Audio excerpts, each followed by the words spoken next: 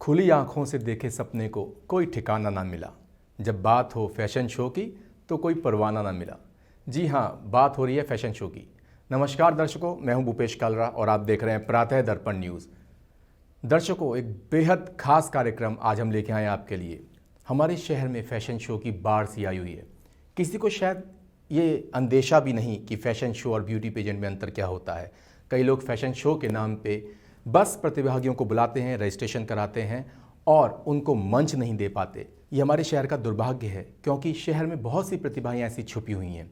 इसी विशेष कार्यक्रम में आज हमने अपने खास मेहमानों को यहाँ बुलाया है। हमारे साथ तथास्तु इवेंट्स के श्री अनुराग सिंह जी हैं और मोहित शर्मा जी हैं। आप सबका बहुत बहुत स्वागत है हमारे स्टूडियो में। अनुराग जी, सबसे पहले तो मैं आपसे एक बात पूछना चाहता हूँ, फैशन शो और ब्यूटी पेजेंट में अंतर क्या होता है? देखिए, ब्यूटी पेजेंट जो होता है उसमें प्रतिभागी प्रतिभाग करते हैं और वहाँ पर आकर वो जद्दोजहद करते हैं जीतने के लिए, टाइटल्स को विनर बनने के लिए। कई सारे प्रतिभागी आते हैं और उनमें एक जंग छिड़ी होती है कि हमें जीतना है, हमें वो टाइटल कब जाना है। जिस भी टाइटल के लिए वो हो रहा होता है वो कंपटीशन है। इन शॉर्ट हम कह सकते हैं beauty pageant is the competition. वहीं बात अगर करी जाए फैशन शोज की, फैशन शो वो होता है जहां पर प्रोफेशनल मॉडल्स जो ऑलरेडी मॉडल्स हैं, जो लोग काफ़ी ऊपर जा चुके हैं, एक्सपीरियंस गेन कर चुके हैं, वो लोग आते हैं और जो बहुत अच्छे फैशन डिज़ाइनर्स होते हैं उनके कलेक्शंस को वो रैंप पर चलकर हम बोल सकते हैं कि डिस्प्ले करते हैं, है ना। वो एक डिस्प्ले का साधन बनते हैं और प्रोफेशनल मॉडल्स आते हैं। वहाँ पर कंपटीशन नहीं होता है किसी भी प्रकार का, और कंपटीशन ना होने की वजह से वहाँ पर ये चिंता किसी भी बच्चे को नहीं होती कि हम जीतेंगे, हम हारेंगे। वो लोग एज अ प्रोफेशनल मॉडल वहाँ इन्वाइट किए जाते हैं, वो जाते हैं और रैंप पर वॉक करते हैं। अनुराग जी, एक बात और है हमारे जहन में आती है, दर्शकों के जहन में आती है कि जब ये हमारे शहर में इतनी प्रतिभाएं छुपी हुई हैं, जब बात करें हम किसी सिंगिंग कंपटीशन की, डांस कंपटीशन की, फैशन शोज़ की या फिर ब्यूटी पेजेंट की, तो ऐसा क्या होता है कि जब उन लोगों को एक मंच दिया जाता है पर उससे ऊपर वो बढ़ नहीं पाते? ऐसा क्या बात है? देखिए, आजकल अगर देखा जाए किसी भी प्रकार का, अगर हम देखते हैं कि रियलिटी शो कोई होता है शहर में, चाहे वो डांसिंग की प्रतिभा को लेकर हो, चाहे वो सिंगिंग के लिए हो, चाहे वो ब्यूटी पेजेंट ही क्यों ना हो, प्रतिभा की कमी नहीं है। जैसा कि आपने शुरुआत में बताया कि हमारे शहर में भी बहुत सारी अच्छी प्रतिभाएं छिपी हुई हैं, तो प्रतिभा की कमी तो बिल्कुल नहीं है। दिक्कत यहाँ आती है कि जो सोचकर प्रतिभागी आता है किसी भी जगह, अगर वो पार्टिसिपेट कर रहा है, इसका मतलब कहीं ना कहीं उसे उस फील्ड में आगे बढ़ना है और बहुत अच्छा करना है। लेकिन जब वो प्रोग्राम खत्म हो जाता है, वो प्रोग्राम अंत हो जाता है उसका, उसके बाद जो प्रतिभागी आए होते हैं आगे उन्हें वो अवसर नहीं मिल पाते, क्योंकि ज़्यादातर ऑर्गेनाइजर्स भूल चुके होते हैं उनको। उनके लिए वो उतनी ही देर के लिए, जो भी कह सकते हैं कि उतनी देर के लिए उनके जान में थे, वो जानने में थे। उसके बाद जब वो प्रोग्राम खत्म हो गया, वो भूल गए, अगले प्रोग्राम के लिए फिर नए बच्चों को तलाशते हैं। तो कहीं ना कहीं वो रैंप या फिर वो स्टेज उनको नहीं मिल पाता है। मोहित शर्मा जी, हमारा एक सवाल आपसे भी है कि जैसे कि मैंने शुरुआत में भी कहा कि कई बाढ़ सी आ जाती है फैशन शोज़ के नाम पे, और कई सिंगिंग कॉम्पिटिशन्स के नाम पे, डांस कॉम्पिटिशन के नाम पे और तरह तरह के कॉम्पिटिशन्स के नाम पे। पर अगर हम बात करें कि क्या आप लोग कुछ ऐसा करते हैं कि जिससे जो भी प्रतिभागी हमारे यहाँ आपके कार्यक्रम में भाग लेते हैं उनको कोई आप मंच क्या प्रदान करते हैं? कई सारे शो किए हम लोगों ने, फैशन शो। बहुत सारे प्रतिभागी आए, उन्होंने अपनी प्रतिभाएं निखारी, पर दूसरे शोज़ वालों ने जो माहौल बना रखा है उसकी वजह से उनका भी भरोसा उस चीज़ पे नहीं है। वो लोग क्या सोचते हैं कि सारे एक जैसे हैं, और यही वजह थी कि हम लोगों ने इसके साथ साथ एक जुनून नाम से एक और इवेंट स्टार्ट किया, जिसमें सीज़न 3 हम कर रहे हैं, 2 हो चुके हैं, और जिन लोगों को उसमें मौका दिया गया आज वो आगरा के बाहर भी अपनी प्रतिभा को दिखा रहे हैं। अनुराग जी, जैसे शर्मा जी ने बताया कि सीज़न 3 चल रहा है, सीज़न 1 और सीज़न 2 हो चुका होगा, तो वो कैसा आपका अनुभव रहा जब अगर हम बात करें प्रतिभा? हाँ बिल्कुल, मैं बताना चाहूँगा कि अगर मैं आज किसी भी प्रोग्राम के 3rd सीज़न तक पहुँच पाया हूँ, इसका मतलब है कि मैंने उसके 2 सीजन्स ऑलरेडी कर लिए हैं और कहीं ना कहीं वो सफल थे। इसीलिए मैं तीसरे की तरफ भी सोच रहा हूँ, नहीं तो मैं कोई नया वेंचर ला सकता था। अगर मैं जुनून का ही 3rd सीज़न कर रहा हूँ, मतलब पहला और दूसरा काफ़ी हद तक सफल गया। पहला सीज़न हमने किया, अच्छा रिस्पॉन्स आया, अच्छे प्रतिभागी मिले, और इनफैक्ट जो मेरे 1st सीज़न में विनर थी फीमेल कैंडिडेट्स में, सीजन सेकंड में वो मेरे यहाँ पर जूरी मेंबर भी थी, तो उन्हें मैंने वो एक जूरी पे बैठने का मौका दिया क्योंकि वो डिजर्विंग थी। और उस एक साल में, एक साल बहुत वो हुआ सेकंड सीजन, उस एक साल में काफ़ी कुछ उन्होंने काम भी किया है इंडस्ट्री में। बहुत सारे वीडियो शूट्स वगैरह करे, सोनी जैसे अच्छे ब्रांड्स के लिए उन्होंने शूट्स का हिस्सा रही हैं वो, तो उनको मौका दिया गया कि जूरी पर बैठें। और जैसे उन्हें किसी ने एक साल पहले तराशा सामने बैठ के, वैसे ही तराशा जाए उनके द्वारा भी कई प्रतिभाओं को। और दूसरा सीजन हम लोगों ने अभी रिसेंटली एक साल पहले किया था, और वो double tree by Hilton 5 star property में हम लोगों ने किया क्योंकि वो कमिट किया गया था। मैंने अपने सभी प्रतिभागियों को बोला था कि आपका जो फिनाले होगा, ग्रैंड फिनाले होगा, वो आप किसी बहुत अच्छी प्रॉपर्टी पर एक दूसरे से कम्पीट करेंगे। तो 5 स्टार प्रॉपर्टी क्योंकि हमने प्रॉमिस किया था, इसलिए हमने डबल ट्री बाय हिल्टन में ही उस आयोजन को सफल बनाया। और बहुत अच्छा एक्सपीरियंस रहा। सारे प्रतिभागियों से जो पुराने भी थे सीजन फर्स्ट के, सीजन सेकंड के, उनसे भी आज भी वार्ता होती है, बात होती है, और बड़े खुश रहते हैं और हमेशा पूछते रहते हैं कि सर अब कब ला रहे हैं आप कुछ, अब कब नया करेंगे कुछ। तो अच्छा रहा बहुत। अनुराग जी, अगर हम बात करें ग्रूमिंग की, तो ग्रूमिंग क्लासेस क्या होती हैं? क्योंकि कई बार लोगों को पता ही नहीं है ग्रूमिंग क्या होती है। लोग कह देते हैं कि आज फैशन शो है, इसमें हम 3 दिन का आपको ग्रूमिंग क्लासेस फ्री देंगे, बट ग्रूमिंग क्या होती है ये नहीं पता। क्या एक कारपेट पे 3-4 कदम चलवा देना ग्रूमिंग कहते हैं या कोरियोग्राफी कहते हैं इस चीज़ को? बहुत अच्छा सवाल है और मैं इसका जवाब भी देना चाहूँगा, क्योंकि आगरा में बहुत कम ऐसे ऑर्गेनाइजर्स हैं जो अपने पेजेंट्स में, ब्यूटी पेजेंट्स में, जिनके यहाँ पर ग्रूमिंग दी जाती है। क्योंकि बाकी सब लोग ग्रूमिंग के नाम पे कोरियोग्राफी दे देते हैं, और कोरियोग्राफी का मतलब है कि आपको कैसे रैंप पे चलना है फिनाले वाले दिन, वो बताया जाएगा, किस पोजीशन में आपको खड़ा होना है वहाँ जाके, वो बताया जाएगा। That's a part of choreography. अगर आप ग्रूमिंग की बात करें तो ग्रूमिंग में अलग अलग सेशंस रहते हैं स्पेशलिस्ट के। जैसे पीडीपी क्लास हम लोग देते हैं जुनून में, एक पर्सनैलिटी डेवलपमेंट पे एक पूरी प्रॉपर क्लास रहती है 2 घंटे की, जिसमें कोई बहुत अच्छे मेंटोर जो भी होते हैं सेलेक्टेड, वो आते हैं। हम उसमें मेकअप्स के सेशंस देते हैं। लास्ट टाइम हमने वीएलसीसी के साथ हमारा टाई अप था, और वीएलसीसी की जो हेड फैकल्टीज़ हैं वो आई हमारे शो में, और उन्होंने गर्ल्स को, बॉयज़ को स्किन के बारे में बताया, मेकअप्स के बारे में बताया, हेयर स्टाइलिंग के बारे में बताया, एंड व्हाट मॉडलिंग इज़। कोई भी अगर मॉडलिंग करने जा रहा है, उसे मॉडल बनना है, इसलिए वो ब्यूटी पेजेंट में पार्टिसिपेट कर रहा है, तो उसमें कैसे क्या स्टेप होने चाहिए, मॉडल असल में होता क्या है यही नहीं पता होता। बहुत सारे लोगों को मॉडलिंग करने आते हैं, बच्चों को नहीं पता होता कि असल मायने में मॉडल होता क्या है, उसका वर्क क्या होता है। बहुत सारे लोग सवाल करते हैं कि हमारी हाइट कम है तो क्या हम एक मॉडल बन सकते हैं? बिल्कुल बन सकते हैं।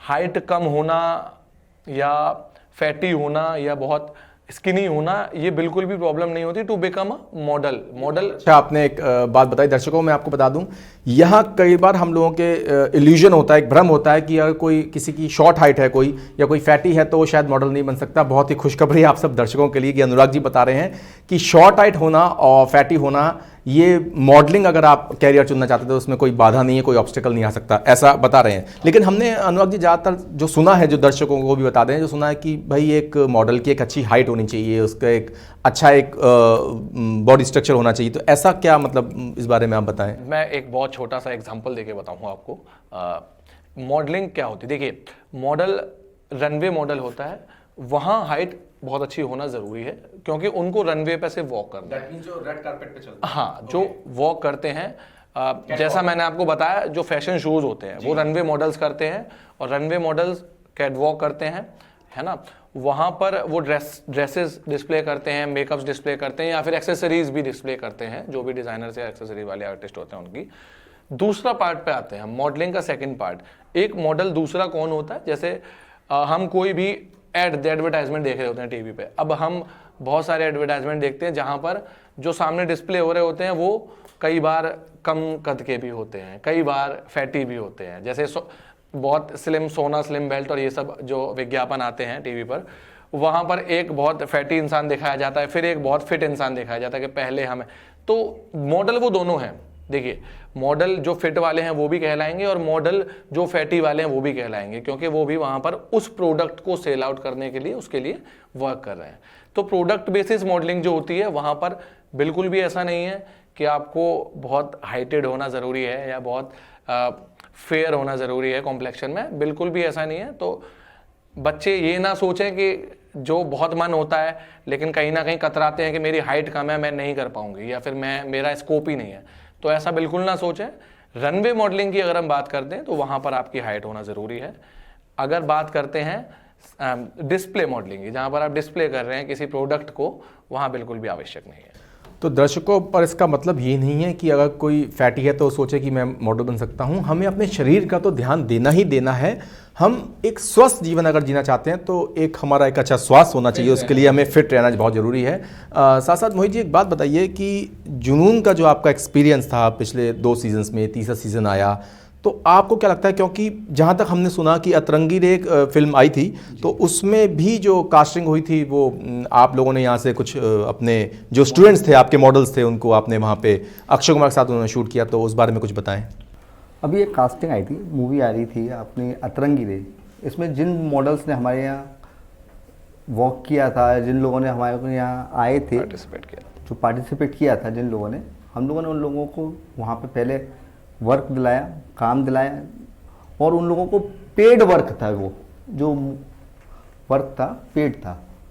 दर्शकों, यहाँ एक बहुत ज़रूरी बात है, एक अहम बात आती है कि यहाँ पेड वर्क दिलाया गया अपने प्रतिभागियों को, क्योंकि कई बार ये होता है कि फ्रीलांसिंग वर्क जो कर रहे होते हैं उनको भी पेमेंट नहीं मिल पाता है। तो ये तथास्तु इवेंट सॉल्यूशंस की एक मुझे एक अच्छी बात लगी कि आप लोगों ने अपने यहाँ से पेड करवाया, जो प्रतिभागी आए थे, एटलीस्ट उनको एक मंच मिला। जी, मैं बताना चाहूँ, अभी अतरंगी रे जैसा कि आपने बताया, अतरंगी रे का शूट हुआ, ताजमहल पे वो शूट हुआ था। बहुत अच्छे आर्टिस्ट वहाँ पे थे, मौका बहुत अच्छा मिला सभी बच्चों को जिन्होंने भी उनके साथ काम किया। अक्षय कुमार जी थे, सारा अली खान जी थी, और साउथ से बहुत बड़े एक्टर आते हैं, धनुष जी, वो भी वहाँ पर थे। तो उन तीनों के साथ वर्क एक्सपीरियंस मिला, उनको काम करने का, सीखने का मौका मिला। हमारे खुद के जो हमारे यहाँ बच्चे पार्टिसिपेट करते हैं, हमने उन्हें मौका दिया, मंच दिया कि आप जाएं और सीखें, कुछ ना कुछ सीखेंगे वहाँ से। पैसा मिलना ना मिलना बहुत बड़ी कोई अमाउंट नहीं होता है, लेकिन सीखना किसी से, इतने बड़े आर्टिस्ट से, वो ज़रूरी। उससे थोड़े ही दिन पहले हुड़दंग मूवी का एक शूट हुआ आगरा में, 8 से 10 दिन चला। वहाँ पर भी हमारे काफ़ी सारे बच्चे थे जिन्होंने जाकर अपना एक्टिंग स्किल्स को भी डेवलप किया और सीखा। वहाँ पर विकी कौशल जो बहुत मजे हुए एक्टर हैं, कलाकार हैं, उनके छोटे भाई सनी कौशल जी और नुसरत भरूच जी लीड रोल में थे। अनुराग जी, एक और सवाल मेरे जहन में आ रहा है, और हो सकता है दर्शकों आपके जहन भी आ रहा हो ये सवाल, कि कई बार जो आगरा और नियर बाय जो एरियाज़ हैं, सब लोग ये सोचते हैं कि भाई शायद हम लोग मॉडल्स नहीं बन सकते, कि वो जो अपकमिंग मॉडल्स है, पर हमने देखा है बी टाउन से बहुत अपकमिंग मॉडल्स निकल के आ रहे हैं। तो ऐसा आप हमारे दर्शकों को बताएं कि जो उनका जो कॉन्फिडेंस लूज हो रहा है वो कैसे बूस्टअप हो। नहीं, बिल्कुल भी डीमोटिवेट तो होना ही नहीं है। कहीं से भी आप आते हैं, अगर आपके अंदर प्रतिभा है और आपके अंदर वो लगन है उस प्रतिभा को आगे आने की, निखारने की, तो कोई रोकने वाला नहीं है आपको। देखिए, आप चाहे किसी भी गांव से आते हैं, कस्बे से आते हैं या किसी शहर से आते हैं, बिल्कुल भी मायने नहीं रखती ये चीज़। मायने रखता है आपका खुद का टैलेंट, मायने रखता है आपकी खुद की विल पावर कि आप कितना आगे जाना चाहते हैं। कठिनाइयाँ हर रास्ते पे आती हैं, ऑब्स्टेकल्स हर रास्ते पे मिलते हैं, लेकिन उनको पार करना, उनसे लड़ना ही तो एक लाइफ है, ज़िंदगी है। अगर वो नहीं करेंगे तो फिर जो हम ख्वाब देखते हैं वो पूरा करना कहीं ना कहीं उतना पॉसिबल नहीं होता है, वो बहुत ज़रूरी है। दूसरा, अगर बात करें आगरा की या आसपास की भी, तो बहुत सारे ऐसे लोग हैं जिन्होंने यहाँ से आगे जाके इंडस्ट्री में नाम कमाया है। अभी डांसर्स की अगर बात करें तो प्रीति के परिंदे नाम से एक डांस ग्रुप है, और वो बहुत अच्छा आगरा से हैं, और वो सभी आर्टिस्ट इवन इंडिया से बाहर अब्रॉड जाकर उन्होंने परफॉर्म किया, इंटरनेशनल शोज़ में, इंटरनेशनल जो शो होते हैं जो जहाँ पार्टिसिपेट करने का उन्हें मौका मिला, वहाँ गए और जीत के भी आए। तो ये भी बहुत बड़ी बात अपने आप में। इस प्रकार से कभी डीमोटिवेट किसी को नहीं होना, प्रतिभा बड़ी चीज़ है। पर अनुराग जी, एक सवाल जो मैं पूछना चाहता हूँ, जो मैंने देखा भी है और दर्शकों का भी ये एक अनुभव रहा होगा, आपको नहीं लगता एक बेंचमार्क होना चाहिए, क्राइटेरिया होना चाहिए? क्योंकि कुछ लोगों के जब सपने टूटते हैं तो उनको बड़ा दुख होता है। कुछ ऐसी इस इंडस्ट्री में ऐसे शोज़ हो रहे हैं, सब कुछ रजिस्ट्रेशन हो जाता है, सब कुछ हो जाता है, उसके बाद उनको मंच नहीं मिल पाता, तो वो जो सपने लेके आए थे वो सपने धराशायी हो जाते हैं। तो आपको नहीं लगता कि कोई बेंचमार्क, कोई क्राइटेरिया होना चाहिए इस इंडस्ट्री के लोगों का, या आप लोगों की जो एक यूनियन हो या जो भी हो, उसमें कुछ ऐसा होना चाहिए? बिल्कुल, मैं इस बारे में ये कहना चाहूँगा कि देखिए, जब भी कोई प्रतिभा आगे आती है, कोई भी बच्चा घर से निकलता है और किसी शो में जा रहा है, चाहे वहाँ 5 रुपए की फीस हो या 500 की, या वो निःशुल्क हो, वो उसके लिए मुद्दा नहीं है। उसके लिए मुद्दा है जिस काम के लिए वो जा रहा है उसमें उसे सफल होना है, वहाँ जीतना है और वहाँ से आगे बढ़ना है। तो मेन चीज़, जितने भी ऑर्गेनाइजर्स हैं, मेरे बंधु जितने भी भाई हैं, सभी लोग बहुत अच्छा काम करते हैं, और मैं चाहता भी हूँ कि आगे करते रहें, क्योंकि उनसे बहुत आस लेकर आते हैं प्रतिभागी। अगर आस जहां बंधी हुई है वहां पर आप लोगों का काम है कि उनके जो सपने हैं, जो देखिए किसी प्रोग्राम में अगर 100 लोग पार्टिसिपेट कर रहे हैं तो 100 नहीं जीत सकते, ये हम सब भली बातें जानते हैं, लेकिन हारता भी कोई नहीं है। लेकिन अनुराग जी, जो जीतते हैं उनको तो मंच मिलना चाहिए। बिल्कुल सही बात, जो जीतते हैं उन्हें जो कमिट किया जा रहा है, जो उन्हें बताया जा रहा है, वो मिलना बहुत ज़रूरी है। एज एन ऑर्गेनाइजर अगर हम अपने प्रतिभागियों को अच्छा मौका देंगे तो आगे हम कुछ भी कराएंगे, कोई भी शो ऑर्गेनाइज करते हैं, कुछ भी कराते हैं तो मौके बहुत ज़्यादा बन जाते हैं कि हमारे पास और लोग आएंगे, क्योंकि उन्हें पता है कि उन्होंने जो बोला वो करा है, उन्होंने जो हमें कमिट किया था वो पूरा करके दिया है, तो वो बहुत ज़रूरी है। बाकी हारने का कोई कॉलम होता नहीं है, जो भी आता है वो या तो जीत के जाता है या फिर सीख के जाता है, हारने का कॉलम नहीं है। दर्शकों, अब समय हो चुका है एक ब्रेक का। ब्रेक के बाद आपसे फिर मिलेंगे। देखते रहिए प्रातः दर्पण में हमारा विशेष कार्यक्रम।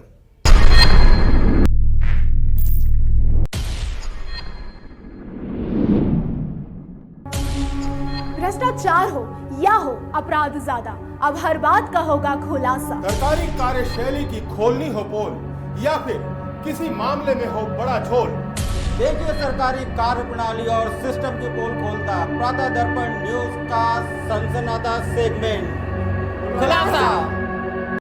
दर्शकों, आपका एक बार फिर से स्वागत है हमारे विशेष कार्यक्रम में। आप देख रहे हैं प्रातः दर्पण न्यूज़ और मैं हूं भूपेश कालरा। तो शर्मा जी, आपसे एक सवाल पूछना था जो कि ब्रेक से पहले पूछना था, और अब मैं आपसे पूछ रहा हूं सवाल, क्योंकि बहुत ही अहम सवाल है ये। जैसा कि हमने पहले कहा था कि फैशन शो की बाढ़ सी आई हुई है, लेकिन लोगों को, यहाँ तक कि मुझे भी पर्सनली नहीं पता कि फैशन शो में और ब्यूटी पेजेंट में अंतर क्या होता है, डिफरेंस क्या है। एज अ लेमेंस भाषा में अगर हम हमारे दर्शक जानना चाहते हैं कि क्या डिफरेंस होता है, क्या अंतर होता है। किसी भी प्रोडक्ट को दर्शाने के लिए जो हम करते हैं उसे फैशन शो कर बोलते हैं, और खुद को जहाँ हम प्रदर्शित करते हैं उसे ब्यूटी पेजेंट कहते हैं। जैसे हम गॉगल है, सनग्लास हैं, कपड़े हैं, उन चीज़ों को दर्शाते हैं, वो मॉडल के माध्यम से दर्शाने को, रैंप वॉक के माध्यम से या शूट के माध्यम से जो दर्शाया जाता है वो मॉडल का काम होता है। लेकिन जो एसेसरीज वगैरह जो हम दर्शाते हैं, कोई भी प्रोडक्ट हो, कुछ भी हो सकता है वो, है ना, लेकिन जहां हम खुद को प्रदर्शित कर रहे हैं उसे ब्यूटी पेजेंट बोलते हैं, ना कि मॉडलिंग या फैशन शो। अनुराग जी, थोड़ा सा आप इस बारे में संक्षेप से और बताइए हमारे दर्शकों को। हाँ, जैसा कि मैं पहले भी बता चुका हूँ, एक बार फिर से मैं रूबरू कराना चाहूँगा कि मॉडलिंग शो प्रोफेशनल मॉडल्स का होता है। जो लोग ऑलरेडी उस जगत में वर्क कर रहे हैं, काम कर रहे हैं मॉडलिंग जगत में, वो आते हैं और डिफरेंट चीज़ों को शोकेस करते हैं, चाहे वो किसी डिज़ाइनर्स के कलेक्शन हो, कपड़े हो, एक्सेसरीज हो, फुटवेयर्स हो सकते हैं, उनको डिस्प्ले करने का काम कर रहे हैं, तो वो मॉडलिंग शो कहलाएगा। और जहां पर बच्चा खुद आ रहा है, पार्टिसिपेंट खुद आ रहा है और खुद को प्रदर्शित करके जीतने की होड़ में आ रहा है, टाइटल ग्रैब करने आ रहा है, वो ब्यूटी पेजेंट कहलाएगा। अनुराग जी, एक सवाल और है, जमाना वेब सीरीज़ का है चूँकि, तो इसलिए ये सवाल आना लाजमी है कि वेब सीरीज़ का भविष्य कैसा है, क्योंकि कई लोग वेब सीरीज़ की तरफ आकर्षित हो रहे हैं। और अभी भी जब अतरंगीले बनी थी तो नसरुद्दीन शाह साहब यहाँ एक वेब सीरीज़ करने आए थे, तो वेब सीरीज़ का कैसा क्या है। देखिए, वेब सीरीज़ का मैं समझता हूँ कि बहुत अच्छा स्कोप है आगे, क्योंकि आजकल का जो यूथ है, या हम देखें यूथ ही नहीं, जो घर में बड़े भी होते हैं, हमारे मदर फादर जो होते हैं, वो भी आजकल वेब सीरीज, ओटीटी प्लेटफॉर्म बहुत अच्छा प्लेटफॉर्म बन गया है एंटरटेनमेंट का। लक्ष्मी बॉम्ब रिलीज हुई ओटीटी पे, तो आगे मूवीज भी, ना सिर्फ वेब सीरीज, मूवीज भी आगे ओटीटी पे रिलीज होने की बहुत अच्छे चांसेस हैं। और लोग एंजॉय करना पसंद करते हैं। एक सब्सक्रिप्शन लिया, महीने, 3 महीने, 6 महीने का, और 6 महीने एंजॉय कर रहे हैं उस सब्सक्रिप्शन में।